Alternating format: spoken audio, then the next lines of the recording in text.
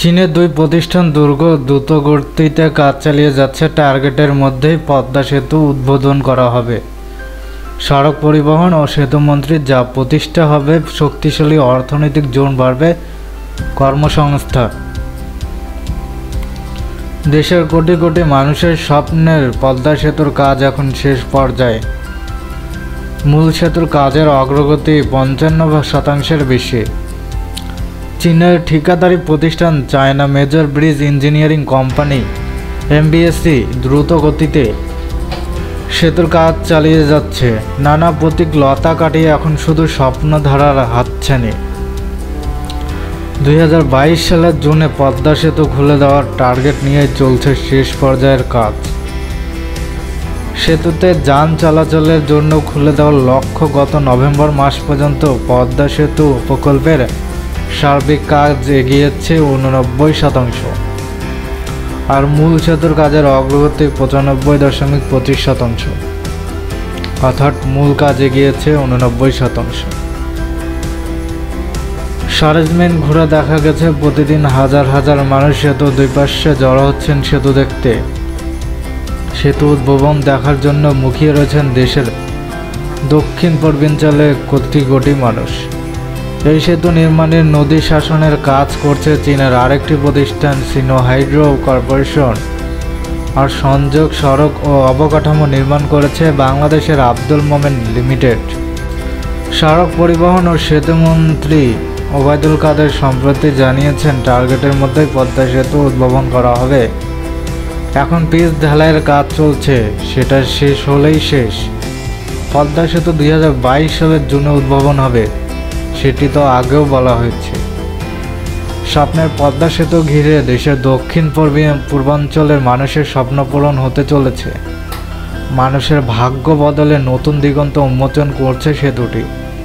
খুলছে অর্থনীতি ও সামাজিক উন্নয়নের দ্বার। আরও সহজ হবে রাজনীতির সঙ্গে দক্ষিণাঞ্চলের যোগাযোগ। ফলে দক্ষিণাঞ্চলের অর্থনীতির চাকা ঘোরার পাশাপাশি বাড়বে কর্মসংস্থান।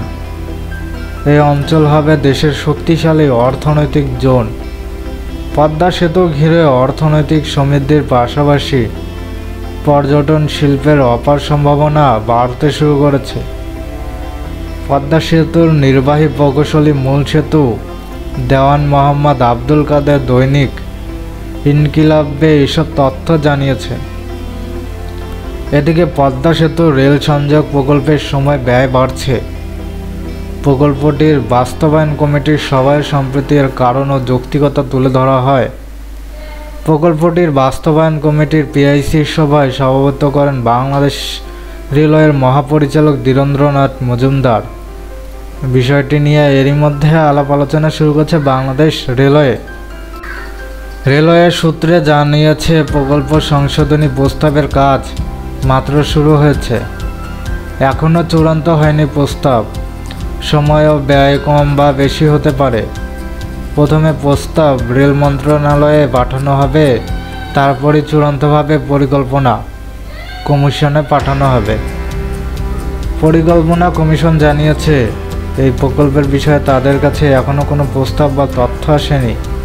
প্রকল্পটিতে গত নভেম্বর পর্যন্ত আর্থিক অগ্রগতি হয়েছে 91.82%।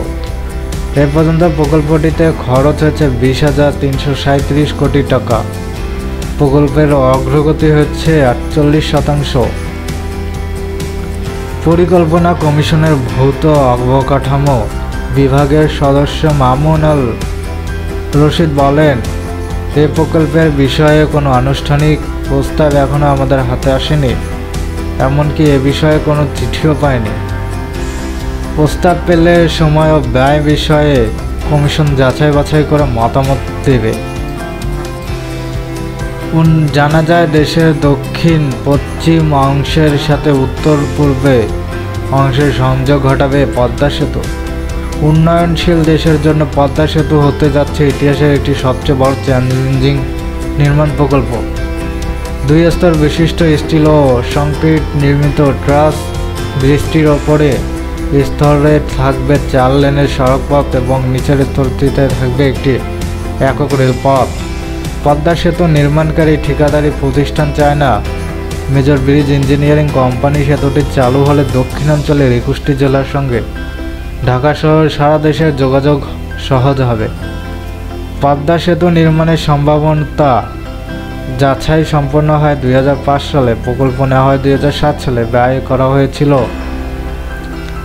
10,162 কোটি টাকা, কিন্তু নানা জটিলতায় 7 বছর পর মূল সেতুর কাজ শুরু হয় 2014 সালে। এখন পর্যন্ত ব্যয় দাঁড়িয়েছে 30,193 কোটি টাকা। সময় মতো কাজ না হওয়ার পেছনে পদ্মা নদীর রূপ বন্যায় ভাঙন পরিস্থিতিকে দায়ী করা হয়। গত বছরের ডিসেম্বরে সেতুর সর্বশেষ স্টিলের কাঠামো বা স্প্যান বসানোর পর মূলত কারিগরিভাবে জটিল কাজ শেষ হয়। যুক্ত হয় মুন্সিগঞ্জের মাওয়া এবং শরীয়তপুরের জাজিরা প্রান্ত। পদ্মা সেতুর ওপর দিয়ে প্রতি বছর কী পরিমাণ যানবাহন চলবে তা নিয়ে 2009 সালে একটি বিস্তারিত সমীক্ষা করে এশীয় উন্নয়ন ব্যাংক।